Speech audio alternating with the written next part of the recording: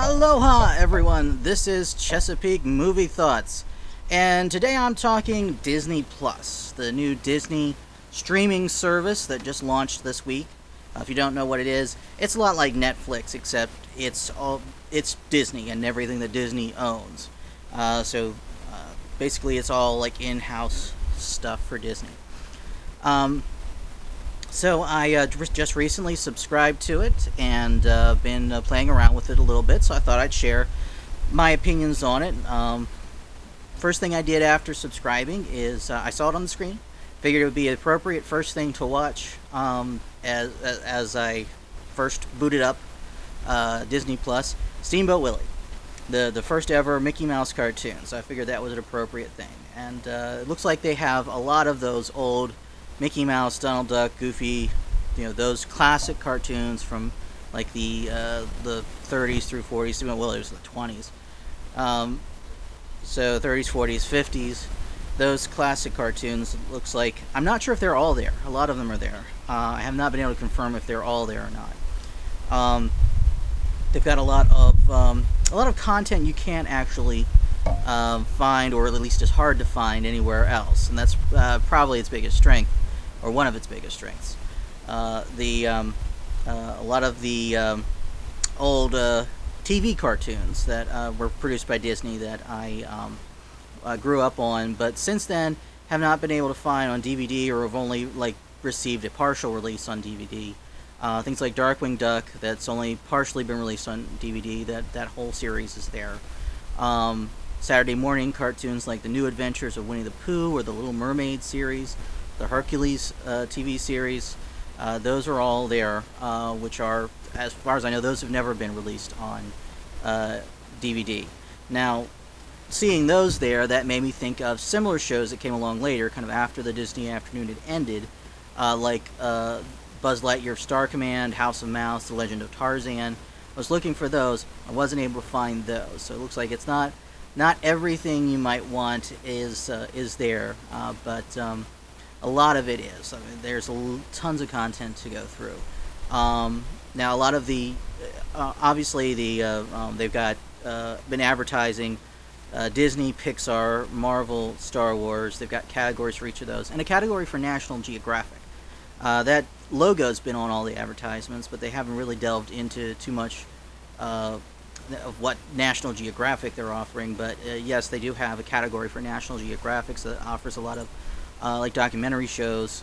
There's one show called Brain Games that's produced by National Geographic that I rather enjoy. That's on there. There's movies that you might expect to be there, like recent hit films.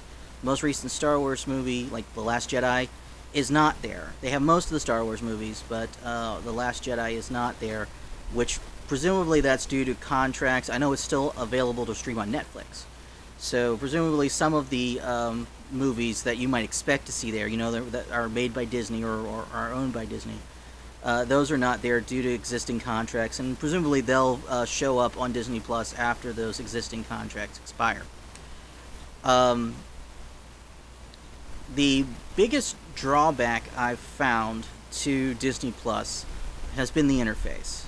Visually, it's fine. I mean, it looks a lot like what you would see browsing through Netflix. It's set up in a very similar way, but I'm having trouble finding things. I mean, I've actually gone and searched for movies that I thought I might want to see if it's available there. Not found it in the search, but later it shows up browsing or like as a suggestion when I'm looking at something else. So yeah, and when you browse a category, you're not getting a comprehensive list of that category, because again, I've browsed through a category looking for something and not found it, but then found it later just by accident. So yeah, the interface needs work. Yeah, if I could offer constructive criticism to Disney, because of course they watch my videos, yeah, right. But if I could offer constructive criticism to Disney, it would be work on the interface. Get the interface tweaked so that it is easier to find what you're looking for. But there is a lot of content, a lot of exclusive content. Now, one of the biggest selling points is that they have like original content. Like all the streaming services seem to have original content now. Disney Plus is no different. The like flagship show they're sort of launching it with is the Star Wars show called The Mandalorian.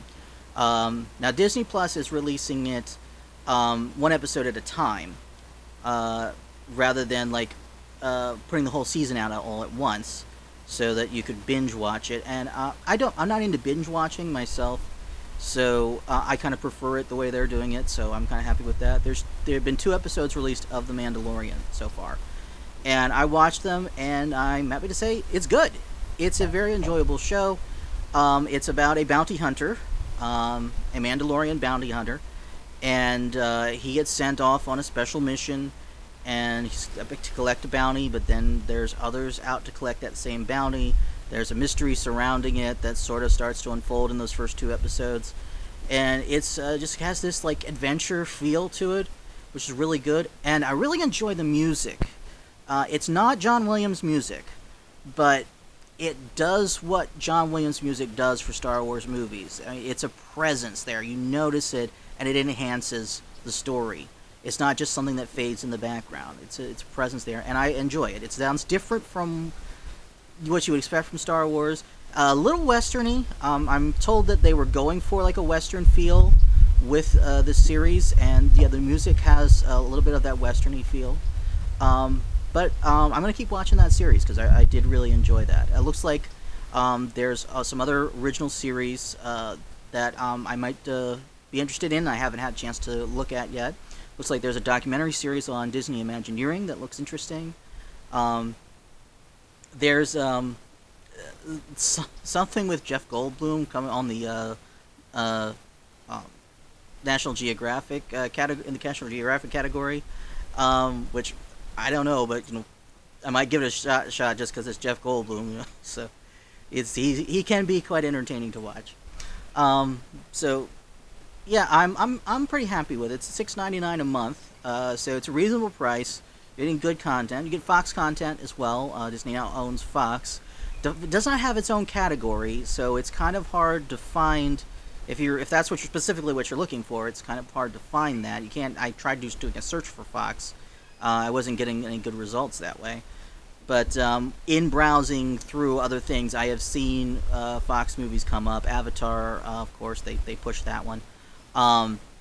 There's a Home Alone is one that came up. Sound of Music. You won't really see like R-rated movies like Alien. So it seems like they're keeping like R-rated content off of the streaming service, at least for now. It's a Disney branded product, and usually Disney branded tries to keep it more to the family friendly side. If Disney's going to release something less family friendly, they usually try to release it under one of their other labels. Used to have Touchstone for that a lot, or I imagine that they might get away with in the future doing some Deadpool movies as Marvel. But anyway, that's overall, I would say I would give Disney Plus a B.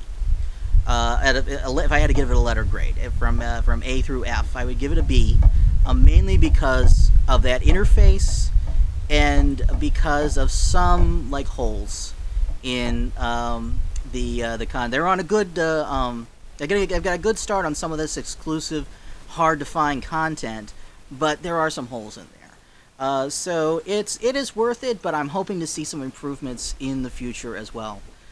So what do you think about Disney Plus? If you've tried it, leave it in the comments below.